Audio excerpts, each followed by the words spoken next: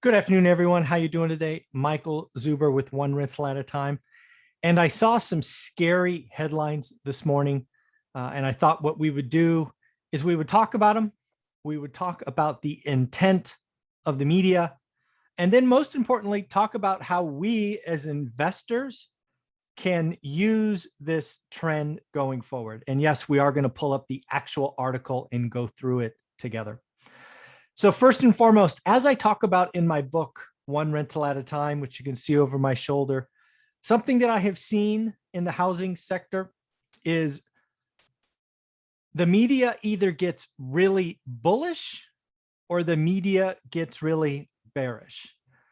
I guess there is no media, there's no attention saying, hey, we have a housing slowdown.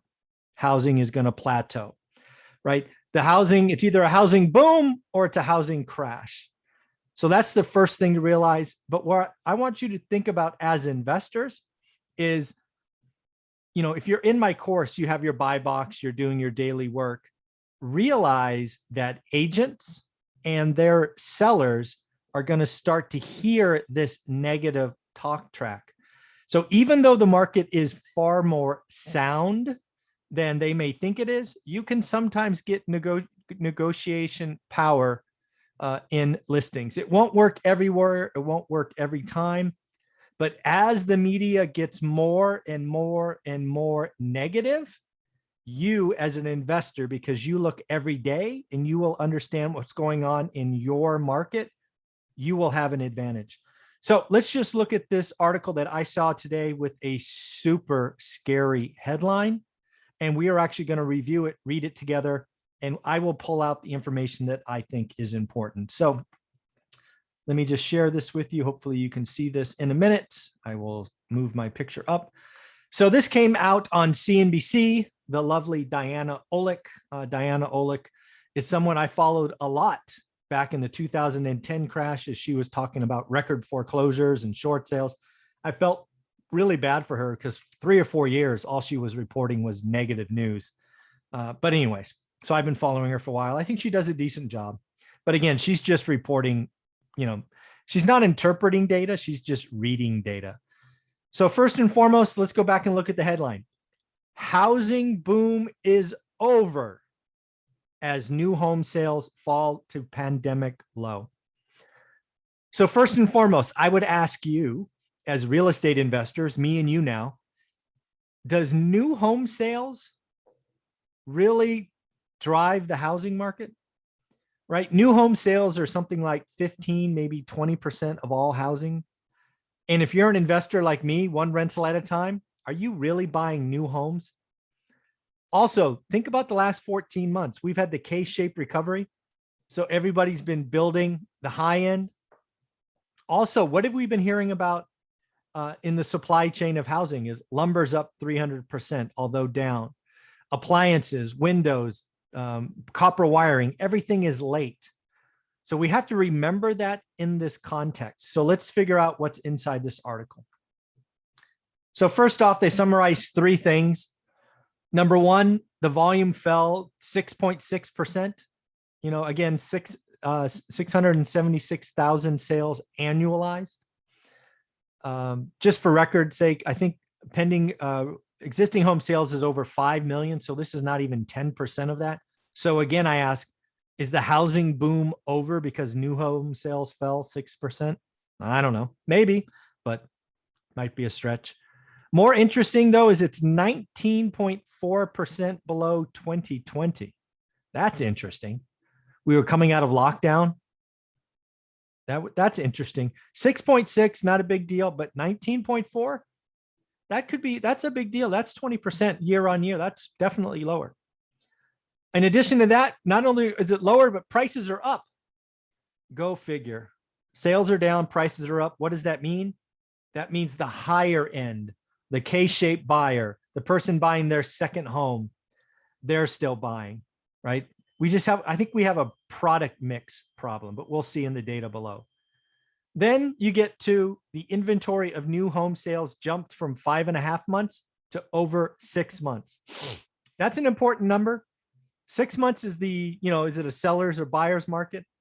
Realize in the existing home sales were still under 2 months, but I don't think there's any question. New home sales are slowing down. No question. But is a slowdown in new home sales a housing boom over? I think that's a stretch, but let's see what the article says. Hey, there's Rick. How you doing, Rick? So again, bunch of data here. We've already sort of summarized it. They summarize it and then they tell you again. What else do we have? I saw some interesting stuff. Oh, here. Most home buying is in the higher end. I just highlighted it, turned blue, I guess. Most home buying is in the higher end of the market, and builders cannot afford to put up affordable homes due to skyrocketing construction.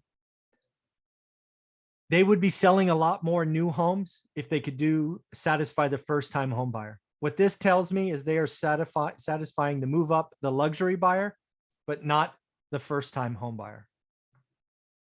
In addition to that, they talk about lumber. Again, it was up 300%, although it's crashed a little.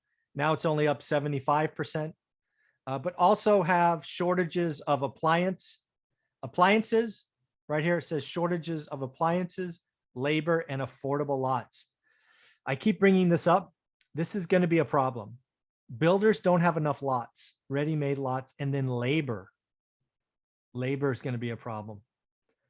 So again, what's happening in these sales is I think we have a product mix. There's too much high-end, not enough affordable first-time home buyers. That is what's going on right now, in my opinion. And this is actually very accurate. Annual comparisons are going to get worse. I think Matthew is right. I think we had a surge in we had a surge in buyers and new homes last year, and I think it is slowing down. The housing slowdown is real. And when you have the wrong product mix, that is a problem. Also, higher mortgage rates in June, although they've come back since. Again, expensive homes, higher rates, bigger payments, that's a problem. Also, not building enough homes. So again, I think we have a housing slowdown. I think we have new home builders that are building the wrong inventory. Prices are still going up. But yeah, I think folks, we have a housing slowdown. I think calling the housing boom over because of new home sales being down 10%, 6%, whatever it was, that's just a scary headline. But what you should take from this is the media wants to go negative. The media wants to scare you. And what happens is this will go on for months, negative, negative, negative, negative. And then the sellers, they're going to start hearing this. They're going to rush to list, and they will be a lot more flexible on price in 90 days, 180 days. So use this to your advantage. Do the work in your market. All this talk is national. National means nothing to your market. You need to look every day, 10 to 20 minutes a day. Use this market noise to your advantage. When you talk to listing agents, hey, housing market's slowing down, inventory's up. Can the seller be flexible? Use this time to find some motivated sellers. It's always hard, but when markets turn, if you pay attention, you can find motivated sellers. I'm not here to tell you it's easy. It's not easy, but for the first time in a year and a half, it's possible.